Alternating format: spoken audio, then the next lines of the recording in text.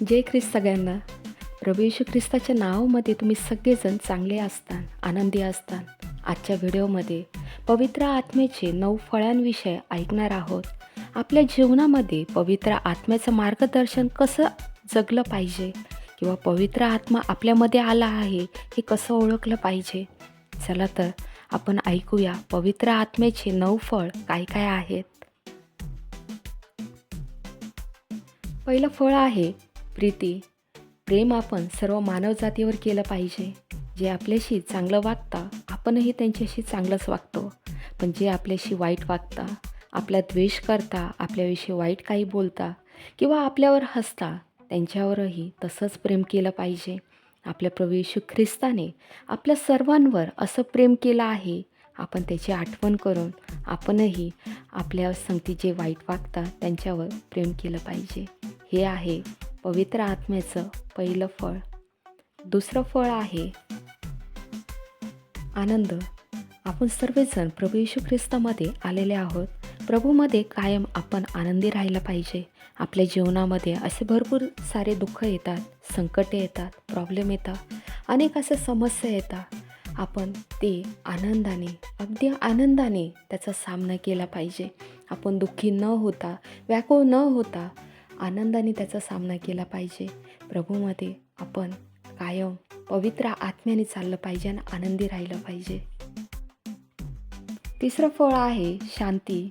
मत्ते 5:9 असं सांगितले, जे शांती करणारे ते धन्य, कारण त्यांना देवाचे मुले म्हणतील. होय प्रियांनो, आपण देवाचे मुले आहोत. आपला प्रभू येशू ख्रिस्त हा शांती प्रदान करणारा देव आहे.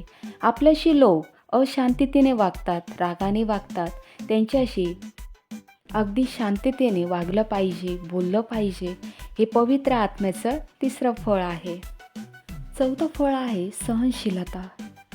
जेव्हा एखादी व्यक्ती आपल्याशी रागाने बोलते किंवा गोड बोलून आपल्या पाठीमागे निंदा करते, तेव्हा ती गोष्ट आपल्याला जेव्हा कळते तेव्हा आपण सहन केलं पाहिजे. त्याबद्दल आपण बदलीची भावना न ठेवता पवित्र आत्म्याने चाललं पाहिजे. ती आहे सहनशीलता. पाचवं फळ ममता. आपण जसं आपल्यावर प्रेम करतो तसंच आपण आपल्या शेजाऱ्यांवर प्रेम केलं पाहिजे. त्यांच्या सुखदुःखामध्ये सहभागी झालं पाहिजे. त्यांच्याशी चांगलं वर्तन केलं पाहिजे. आपल्या प्रभू येशू ख्रिस्ताने आपल्यावर जशी प्रीती केली आहे, जसं प्रेम केलं आहे, तसंच आपण दुसऱ्यांवर केलं पाहिजे. हे आहे पाचवं फळ ममता. सहावं फळ आहे चांगुलपणा. आपण सर्वांसोबत चांगलं वागलं पाहिजे. जे आपल्याशी चांगलं वर्तन करत नाही, आपल्याशी सतत वाईट वागत असतं, त्यांच्यासोबत पण आपण चांगलंच वागलं पाहिजे.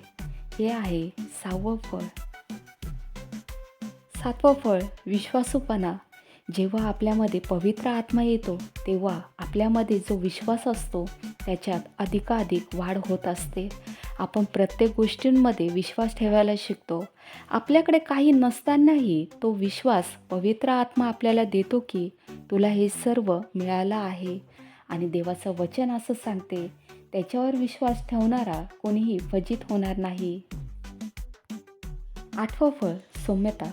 आपण एकमेकांसोबत चांगलं वर्तन केलं पाहिजे. एकमेकांना मदत केली पाहिजे. एकमेकांवर दया दाखवली पाहिजे. कोणत्याही अपेक्षा न ठेवता मदत केली पाहिजे.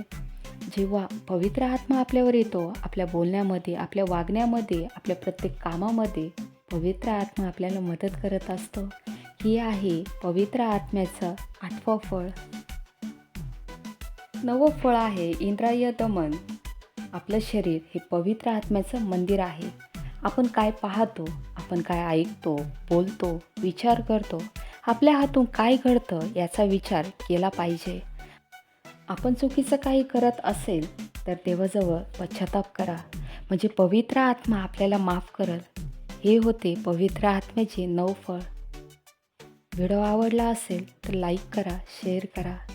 शांतीचा देव तुम्हा सर्वांबरोबर असो. आमेन.